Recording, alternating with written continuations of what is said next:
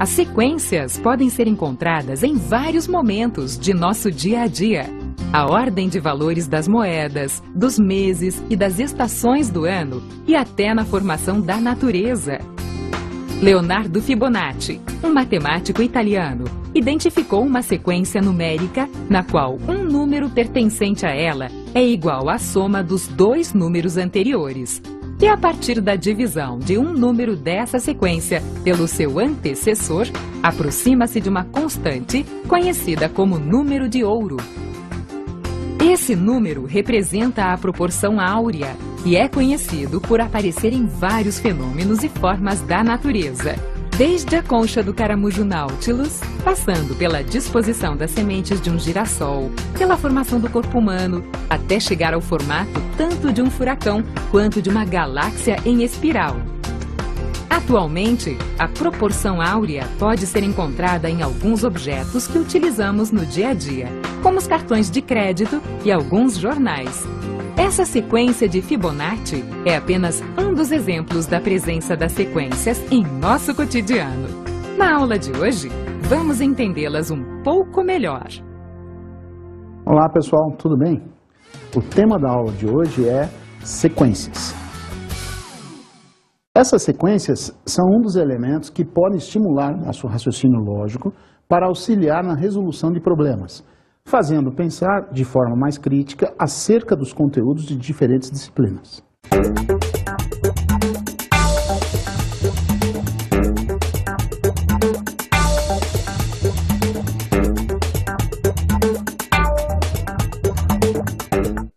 Existem diversos tipos de sequência e nesta aula estudaremos algumas delas. Observe a seguinte sequência formada por palitos de fósforo. Com quantos palitos é formada a próxima figura da sequência? Existe uma forma de se determinar quantos palitos tem uma figura qualquer na sequência? A sequência formada pelos palitos de fósforo pode ser representada da seguinte maneira. A1 igual a 4. A índice 1 igual a 4. A figura 1 tem 4 palitos. A índice 2 igual a 7. A segunda figura tem 7 palitos. A índice 3 igual a 10. A terceira figura tem 10 palitos. O primeiro termo dessa sequência será representado por A índice 1. O segundo termo por A índice 2. O terceiro termo por A índice 3 e assim por diante.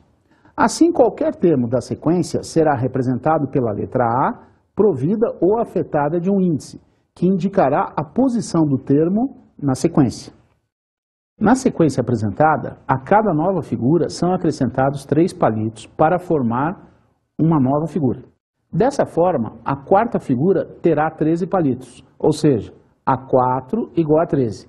Resumindo, temos A1 igual a 4, A2 igual a 7, A3 igual a 10 e agora A4 igual a 13. A quantidade de palitos depende ou está em função do número de quadradinhos visíveis em uma determinada formação da figura. E, compreendendo a lei de formação da sequência na tabela, será possível se obter a quantidade de palitos de qualquer figura. Vamos agora, a partir dos primeiros termos da sequência, tentar definir um modelo que permita determinar o número de palitos de qualquer figura. Para n igual a 1, nós vamos ficar com A índice 1 igual 4 mais 3 vezes 0, igual a 4. Para n igual a 2, nós vamos ficar com A índice 2 igual 4 mais 3 vezes 1, igual a 7. Para n igual a 3, nós vamos ter A3, ou A índice 3, igual 4 mais 3 vezes 2, igual a 10. Para n igual a 4, nós vamos ficar com A4 igual 4 mais 3 vezes 3, igual a 13. Vamos procurar generalizar o comportamento dos termos até agora.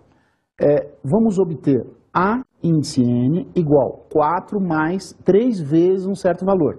Esse valor é sempre uma unidade menor do que o índice do termo. Como nós estamos calculando o AN, no nosso caso, esse valor vai ser n menos 1.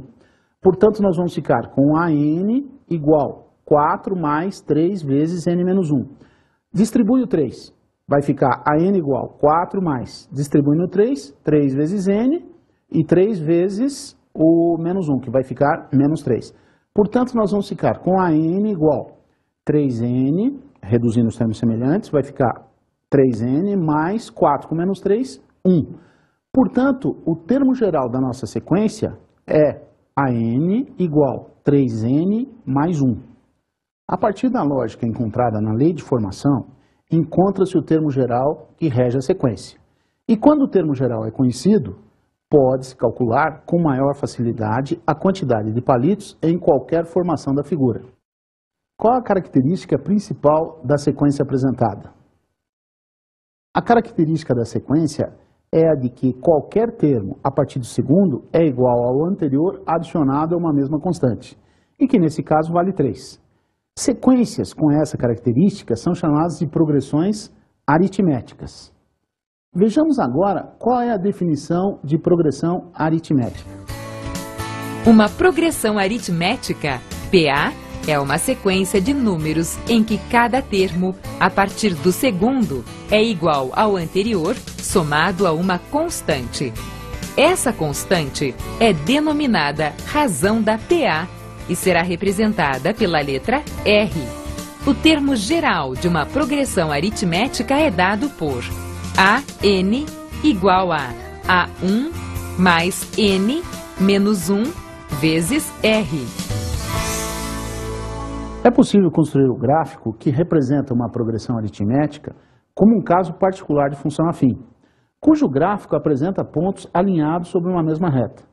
Observe como podemos relacionar a sequência anterior ao gráfico de uma função afim. Temos no eixo horizontal o índice n e no eixo vertical o termo geral AN. Assim, para n igual a 1, temos A1 igual a 4. Ou seja, temos o ponto de coordenadas 1, 4. Para n igual a 2, temos A2 igual a 7 e o ponto de coordenadas 2, 7. E assim por diante.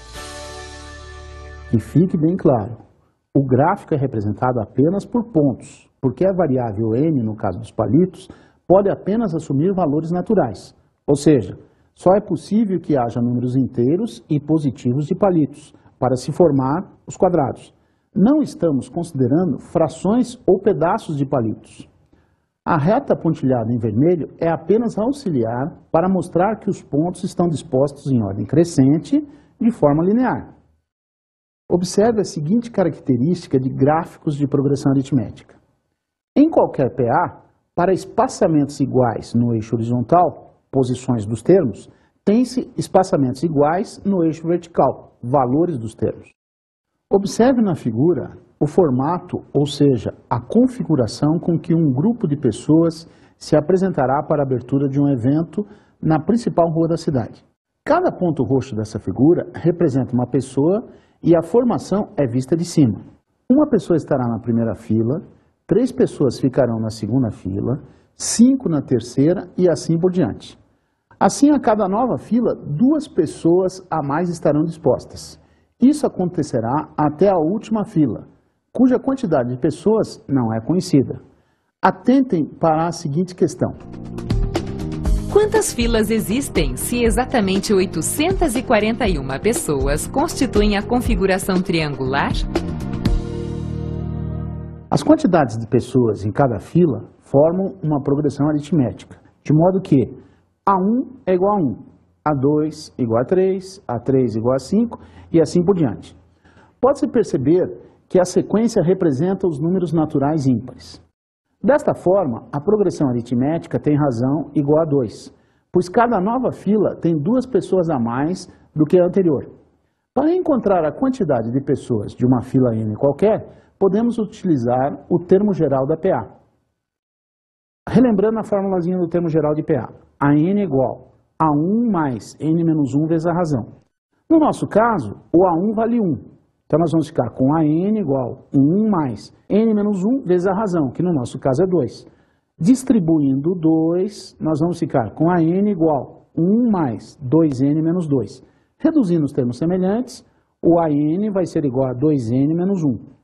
Para calcular a quantidade de filas, podemos utilizar a informação de que 841 pessoas constitui a configuração triangular, ou seja, A soma das pessoas de todas as filas deve ser igual a 841. Supondo que a configuração tenha n filas e que Sn é a soma dos elementos dessas n primeiras filas, temos Sn é A1 mais A2 mais A3 mais etc, etc, mais An-2 mais An-1 mais An. Então, Sn vai ser igual. O A1 vale 1, mais o A2 vale 3, mais o A3 vale 5, mais etc, etc. O An-2 vale 2n menos 5. Esse valor é obtido na fórmula do termo geral, substituindo n por n menos 2, mais An-1. An-1 vale 2n menos 3. Esse valor também é obtido a partir da fórmula do termo geral, substituindo o índice n por n menos 1 e fazendo as continhas, mais a n, que é o próprio termo geral, que vale 2n menos 1. Agora vamos organizar o nosso raciocínio da seguinte forma. Vamos escrever a nossa sequência Sn de duas formas. A primeira, do modo como a gente obteve, Sn igual a 1 mais 3 mais 5, etc, etc, até o último termo. A segunda, embaixo da primeira, só que nós vamos inverter a ordem dos termos. O último vai ser o primeiro, o penúltimo vai ser o segundo e assim por diante. E na sequência vamos fazer o seguinte, vamos somar as duas igualdades membro a membro. Portanto, nós vamos ficar com o primeiro membro somado com o primeiro membro vai ficar 2Sn. 1 somado com 2n menos 1. 1 cancela com menos 1, sobra 2n. Observe que somando as colunas membro a membro, você sempre vai obter como resultado 2n. Ora, quantas colunas nós temos? Nós estamos somando n termos, portanto nós temos n colunas. Ou seja, você tem uma soma no segundo membro com n parcelas iguais a 2n. Portanto, nós vamos ficar com 2 vezes Sn igual a 2n vezes n. Se 2Sn é igual a 2n vezes n, fazendo a multiplicaçãozinha ali, nós vamos ficar com 2Sn igual a 2n ao quadrado. Cancelando 2 com 2, nós concluímos que Sn é igual a n ao quadrado. Esta última expressão permite calcular a quantidade de filas da configuração para qualquer número de pessoas. Como são 841 pessoas, podemos escrever Sn igual a n ao quadrado, substituindo Sn por 841. Portanto, vamos ficar com 841 igual a n ao quadrado. Para isolar n, vamos extrair a raiz quadrada. Portanto, vai ficar n igual a raiz quadrada de 841. Ora, raiz quadrada de 841 é 29. Portanto, n igual a 29. A configuração triangular é composta por 29 filas completas. O raciocínio utilizado para resolver esse problema poderia ser generalizado dando origem à fórmula da soma dos n primeiros termos de uma PA qualquer.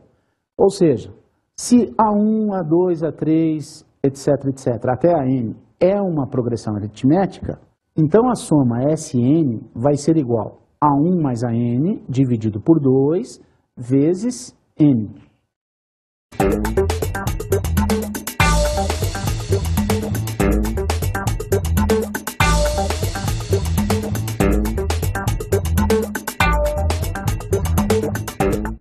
Preste atenção em outro tipo particular de sequência. Observe as figuras a seguir em que um corpo de peso P está em equilíbrio pela aplicação de uma força F por meio de uma associação de polias. O sistema de polias móveis é muito utilizado para reduzir a força usada para a movimentação de grandes quantidades de peso. As polias são peças mecânicas cilíndricas que acionam a transmissão de movimentos em cordas e correias. De uma forma geral, para levantarmos um corpo sem utilizar nenhum instrumento, teríamos que aplicar força diretamente nele, o que algumas vezes é difícil, dependendo da forma e do peso do corpo.